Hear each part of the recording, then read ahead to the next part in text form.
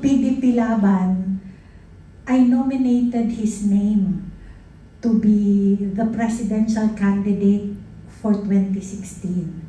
This happened in 2013 nung may isang tao akong unang sinabihan dahil naghiwalay ang Binay at Coco Pimentel, nawalan kami ng presidential candidate ng PDP. Sabi ko, meron pa kaming kandidato, meron kaming pwedeng i-field, and that's Tatay Digong. February 14 of 2014, I formally informed our Secretary General then, Jean Mamondiong, ninonominate ko kasi si Senator Coco hindi yan tatakbong presidente. Ninonominate ko si Tatay Digong para i-consider natin para patakbuhin presidente ng Pilipinas. And alam mo yung time na nahugot si Tatay Digong, sabi ko, Lord, kasama ba ako sa may kasalanan? Kasi, di ba? Yun talaga yung feeling ko na kasalanan, may kasalanan ba ako, nananahimik siya doon sa sa Davao, tapos ginulo namin, in fact, Tatay Digong never knew about this story na ako yung nag-nominate ng pangalan niya sa PDP Laban. And inassign ni Senator Coco sa akin, kay Jean Mamondiong at kay Mike Sueño, bago niyo ako makumbinsi na patakbuhin si PRRD as Mayor Duterte din, kumbinsihin niyo muna lahat ng mga kapartido at leaders natin. So before namin pinuntahan si Tatay Digong sa Davao City, niligawan muna namin yung mga gobernador ng Mindanao at ang mga officers ng PDP Laban na paniwalaan nyo kami dito sa natin na liligawan natin si Duterte na tumakbo bilang presidente. And I remember the time nung nag-retrospect ako na may kasalanan ba ako, I remember Tatay Digong's words. Exactly nung nagkaroon ako ng pagkakamali doon sa COC ni Bobot Dinyo na hindi daw makapag-substitute sila ka-event yung abogado ng PDP, hindi makapag-substitute si Bobot Dinyo dahil tumatakbong mayor ng Pasay City, yung heading presidente, yung maliit na alam nyo, nung humingi ako ng tawad kasi nagkamali yung provision doon sa alam nyo, Tatay Digong said through Senator Bongo, Ma'am, huwag ka na daw umiyak at huwag kang humingi ng tawad sa minor na yon na pagkakamali sa papel ni Bobot Dinyo, because everything is in God's hands. Alam niyo, grabe yung iyak ko noon. And pagdating nito ngayon, sabi ko, everything is God's hands. I believe Tatay Digong is confident in his heart that he did the best he can to serve the Filipino people. So Tatay Digong, nais ko lang ipangabot sa iyo ang aking pagmamahal, ang aking respeto, ang aking taus-pusong pagsaludo sa iyong leadership. Naiiyak ako. Whatever has happened in your life, I know that God has fulfilled His calling in your life, and you have fulfilled what God assigned you to do for the good of the Filipino people. And we know that the Philippines one day will reach the peak of its existence with your daughter, Inday Sara Duterte. And this is a declaration that we make today. The Philippines will be led by another Duterte, and it will fulfill God's calling for the end times. Yes. Pwede ako sinunit pa ako ng konti. Okay. Isa po sa gusto ko pong sabihin, nakakaiyak naman to si Kaastra kasi nakita ko rin yung mga dinanas niya. So, sa mga Pilipino po, ngayon po nalaman niyo po, ang may kasalanan po lahat si Kaastra. So, mamaya hindi ka na makakauwi. Sa lahat ng ating mga kasama, kababayan, bigyan natin ng value yung dinaranas ngayon ni FPRRD. Huwag natin sayangin. huwag nating sayangin. Kasi hindi pa pwedeng gumalaw tayo ng gumalaw. Lahat na nangyayari ngayon ay galaw na po ng Panginoon that we cannot control. Kasi nandoon na siya eh. Lahat na po na nangyayari ngayon, Diyos na nagpapagalaw. Nakakala ng mga mangilan-ngilan na naging part kung bakit nangyayari ito. Because of greediness. Kasi greediness, not only because of money, pati power, authority. Because of that, lumalabas ngayon talaga na yung tunay na sadya ni FPRRD kung bakit talaga nagpahuli siya na dapat hindi. Na kaya niyang hindi eh. May katuturan, lumalabas unti-unti yung mga nangyayari. At malalaman natin lahat-lahat yan. At sasabihin natin, Tatay Digong, talagang proud na proud kami sa inyo. At hindi namin sasayangin lahat ng kabayanihang iyo pong ibinigay at pinagkaloob sa aming mga Pilipino. Kung ano po yung pinasimulan ninyo, nagawa na po ninyo at naibigay ang best ninyo. And this time, kasama ng aming panalangin sa Panginoon na siyang pinakamakapangyarihan sa lahat, sususugan namin to ng paninindigan sa tama upang lumabas ang katotohanan na hindi kayo nagkamali.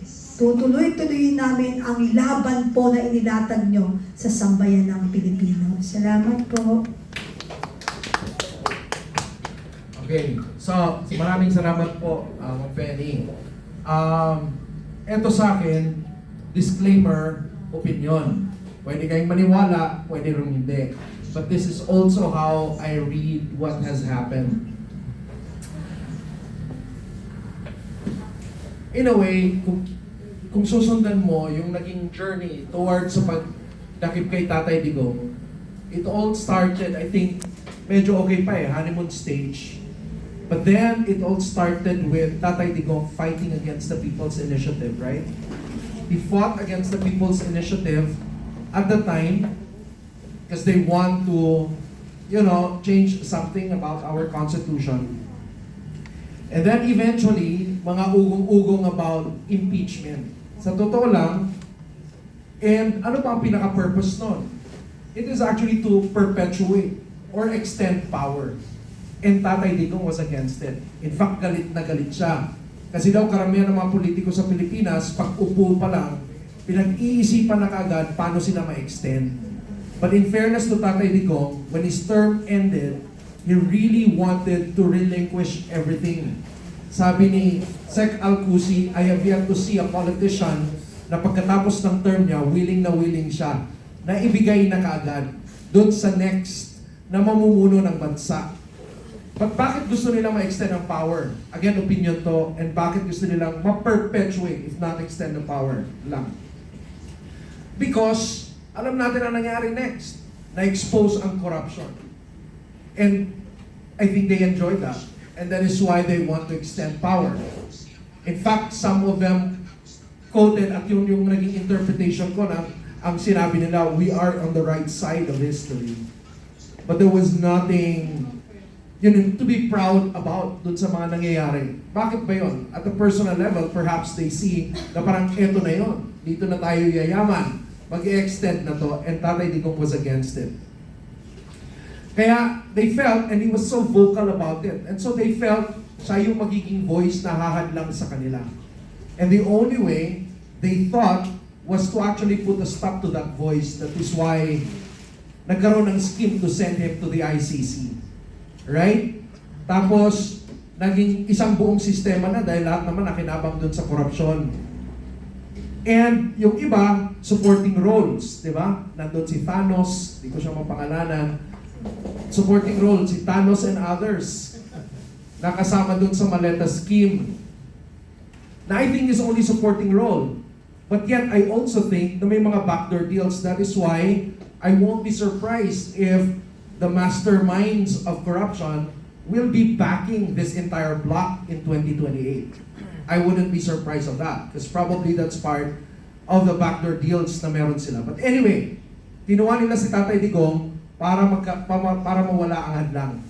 So that they would silence that lone voice that has the biggest influence on the Filipino people. But what they did not expect was this. Nung kinuha nila si Tatay Digong, lalong dumami yung the same voice na pinaglalaban ni Tatay Digong. You know, there's a verse in the Bible that says, everything works for good for those who love the Lord. And I believe that we are the good in this circumstance. Nagkaroon tayo ng pagmamahal para sa bansa. Yung mga dating ordinaryong tao, dati-rati, puro mga nasa politika lang nakikipaglaban or active sa politika. Pero ngayon, makikita mo, ordinaryong Pilipino nagsasalita na. Ordinaryong Pilipino, ipinaglalaban na ang ating bansa. We are the good that came out of that circumstance. And to be clear, it is not so that we put justice into our hands. I think hindi yun ang intensyon ni Tatay Digong. In fact, I would quote somebody without naming him na sabi ni Tatay Digong, ayaw niya ng revolution. But I think Tatay Digong would also want every Filipino to fight for their country. And to fight relentlessly. To fight like the future of our country depends on us.